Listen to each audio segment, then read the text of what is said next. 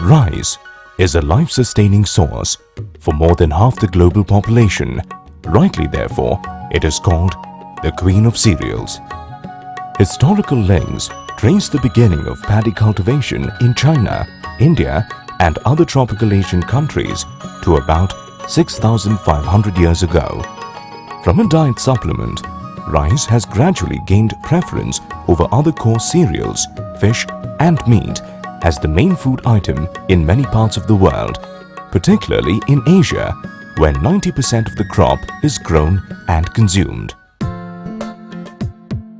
The harvesting area of paddy in India is the world's largest, and the method of cultivation in a particular region depends largely on where the land is situated, type of soil, irrigation facilities, availability of farm labor, and the intensity and distribution of rainfall. The conventional method of paddy plantation calls for raising the seedlings in nursery beds, gently pulling them out of those beds, root washing, bundling them, and replanting the seedlings into the softened wet soil of a well-puddled and leveled field. Transplantation by manual labor is a strenuous and back-breaking exercise.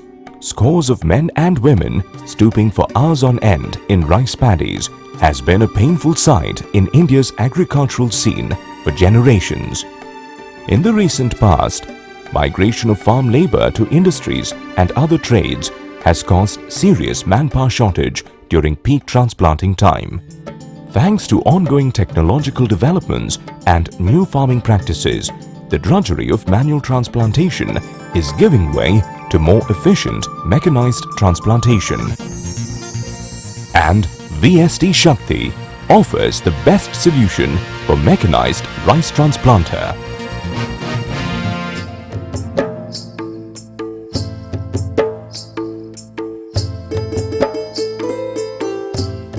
The first step for mechanized transplantation is the innovative method of raising nursery through mat seed beds, which is very crucial for giving best results.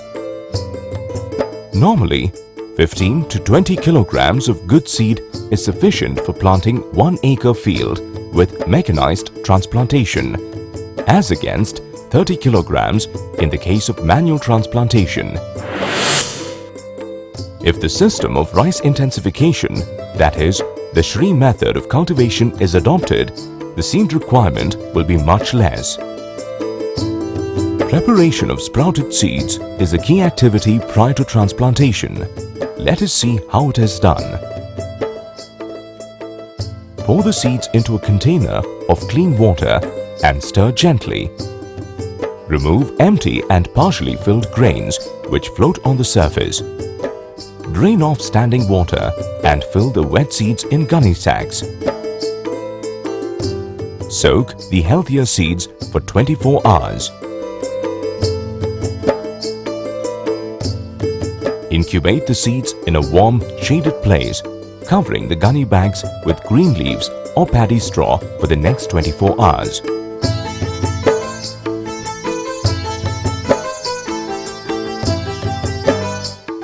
Germination period depends on temperature. When the seed shows sprouted buds and the roots are about 2 to 3 millimeters long, they are ready for sowing. Do not let the radicals grow longer, as they will penetrate the walls of the sac or possibly intertwine. In mechanized transplanting, 2 seed beds of about 1.2 meters width by 10 meters length would be required for raising mat nursery for transplanting 1 acre. Level the nursery plot properly so as to maintain uniform thickness of seedbed for proper transplantation.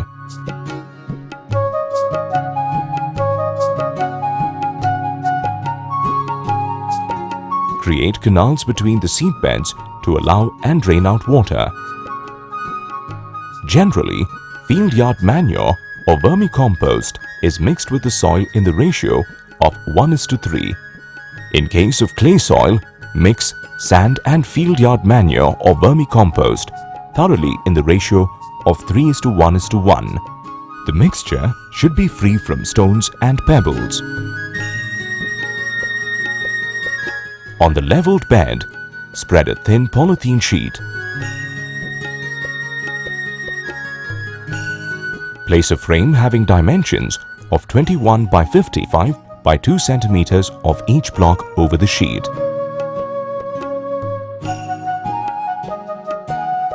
Fill the soil mixture and spread evenly up to the top edge of the frame.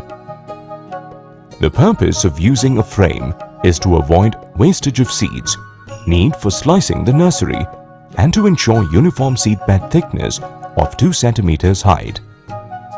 Transplantation may not be proper if the height is more.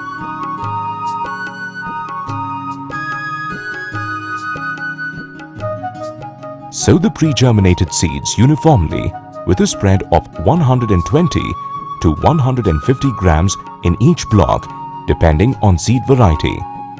Germinated seeds have to be handled with extreme care as the tender roots are susceptible to breakage. Remove the frame and repeat the exercise until sowing is completed for the entire bed.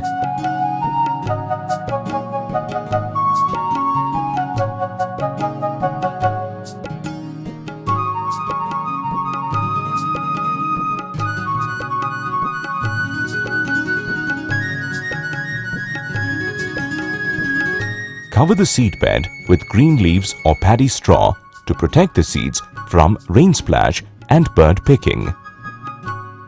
Depending on climatic conditions, the seedbed should be watered 2 to 3 times a day with a rose can for 3 to 4 days. Never allow the nursery to dry up. On the 4th day, check whether the growth is substantial and whether the nursery looks green. Seedlings of about 2 to 2.5 centimeters in height should be visible.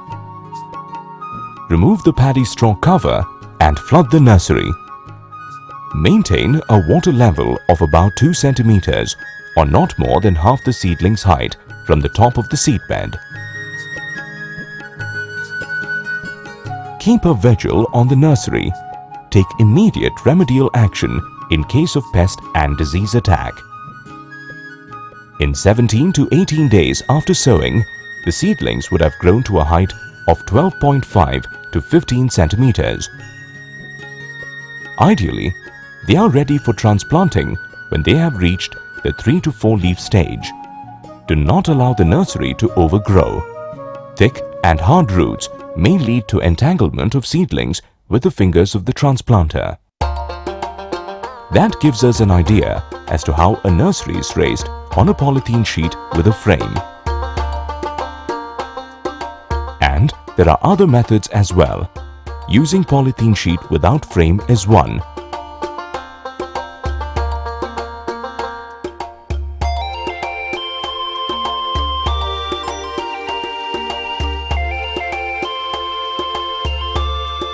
The tray method is another.